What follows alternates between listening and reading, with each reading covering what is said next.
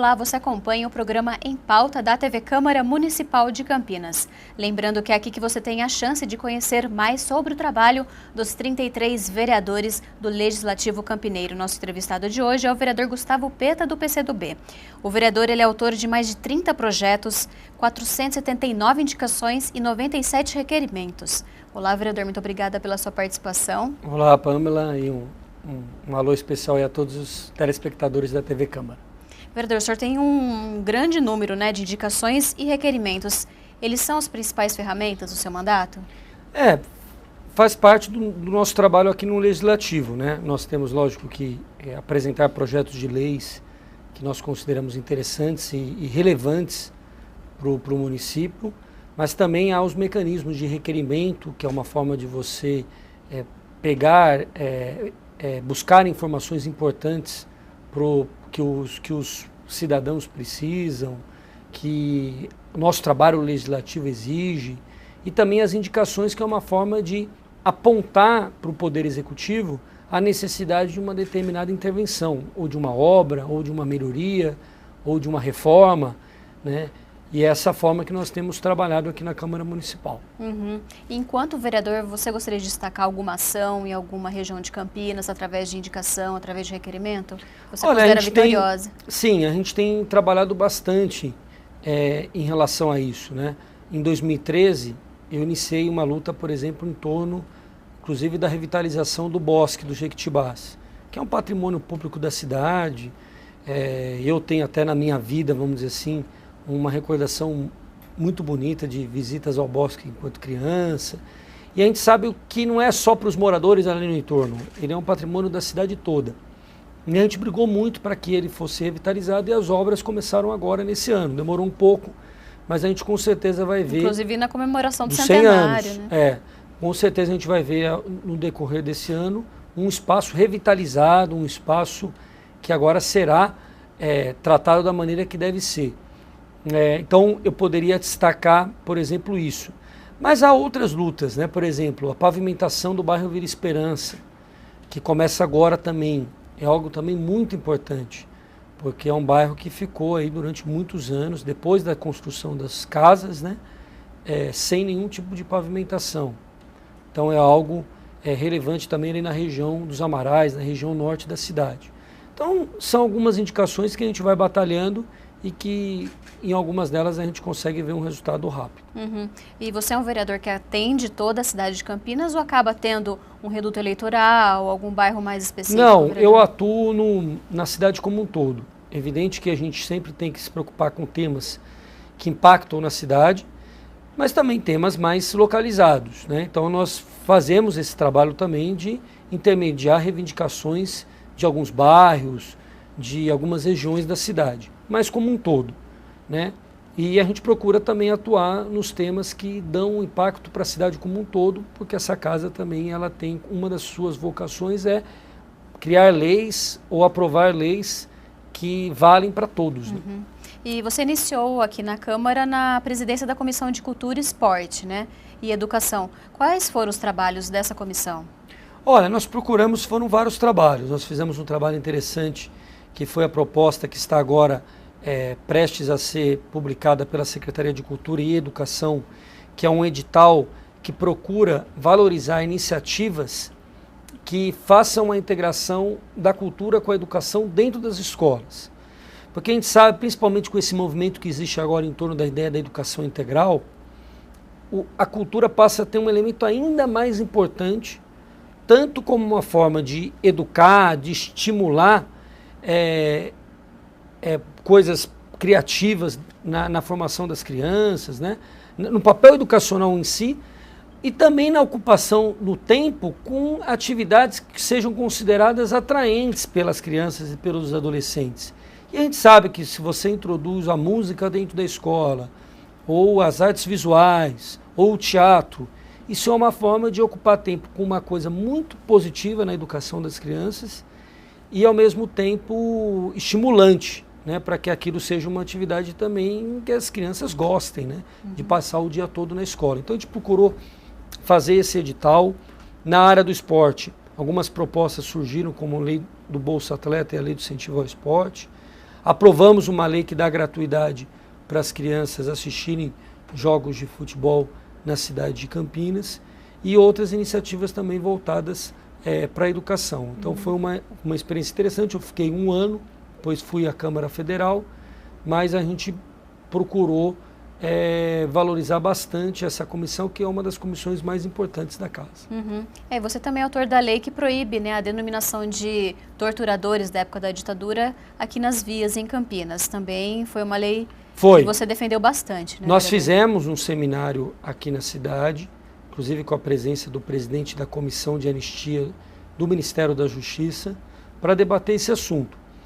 Na verdade, um pouco depois, a própria Comissão da Verdade apresentou o seu relatório, e no relatório, inclusive, está prevista essa ação, que é aprovar leis que proíbam, vamos dizer assim, a homenagem a torturadores, a pessoas que violaram os direitos humanos.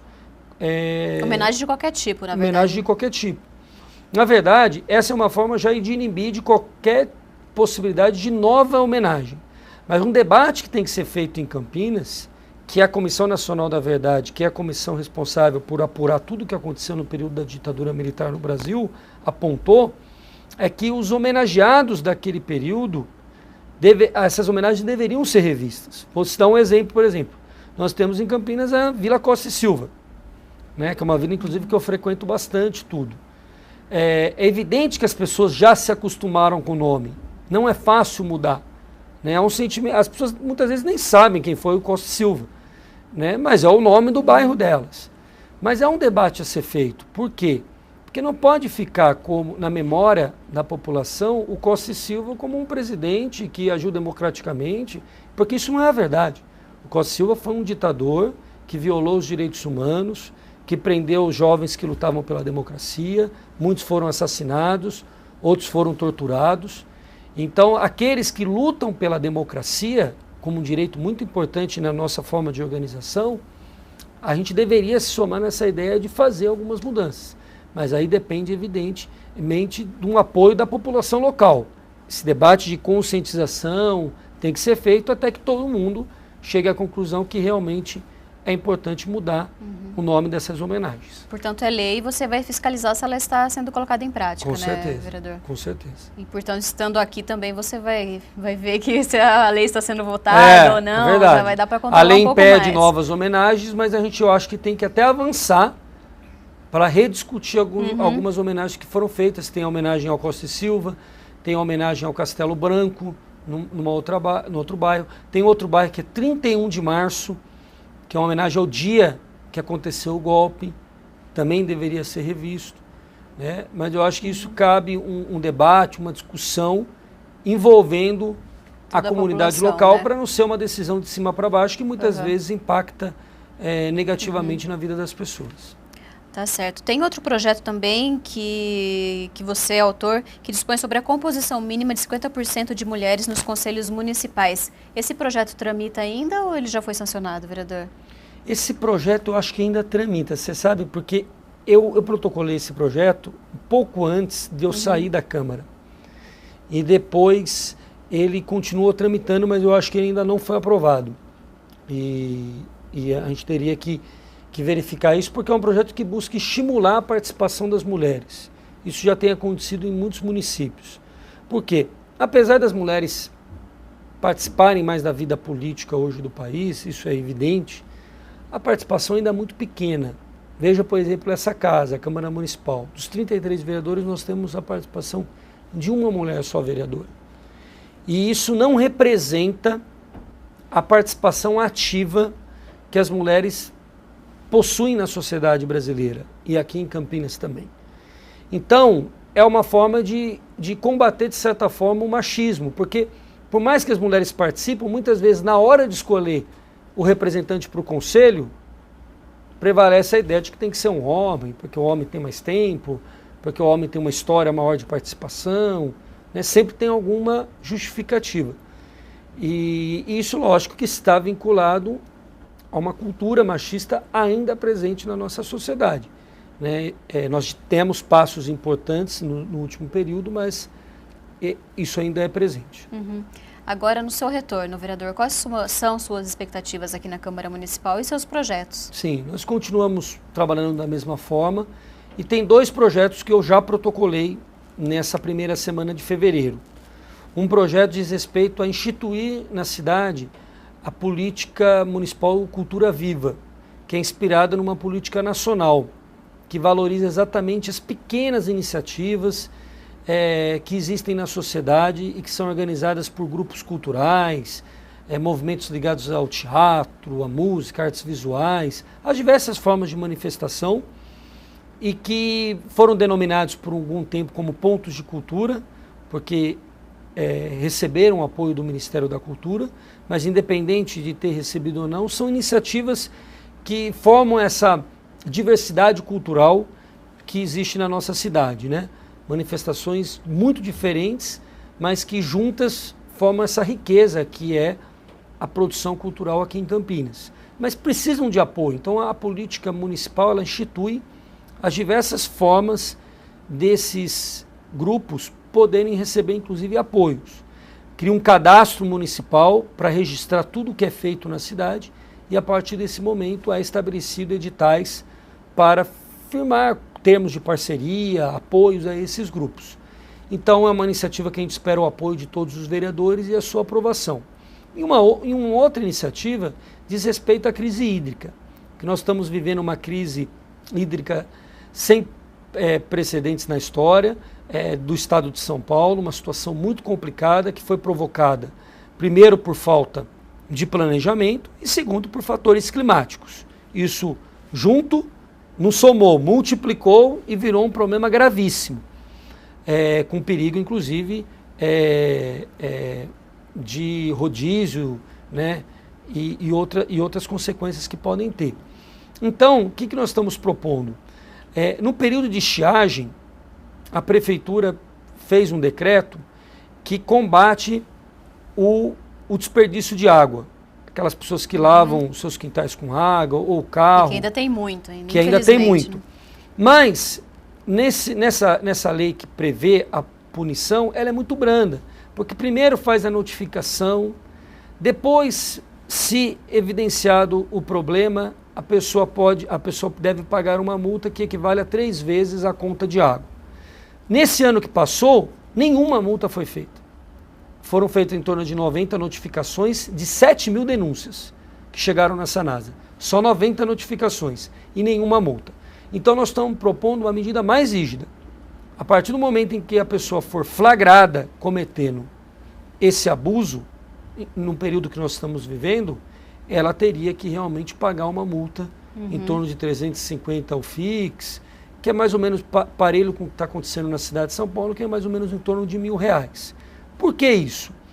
Porque a culpa da crise da água não é da população, mas no momento que nós estamos vivendo, todos devem ajudar. E um desperdício de água hoje é algo muito impactante na vida de todos.